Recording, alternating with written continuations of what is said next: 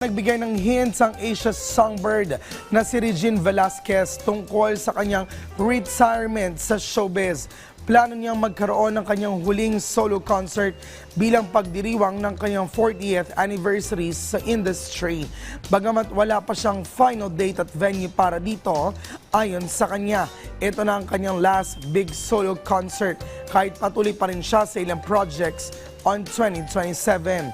Sa kabila ng balitang ito, tiniyak niyang hindi ito katapusan ng kanyang karera. Plano pa rin niya magpatuloy sa personal projects at activities na magbibigay sa kanya ng kalayaan mula sa pressure ng industriya.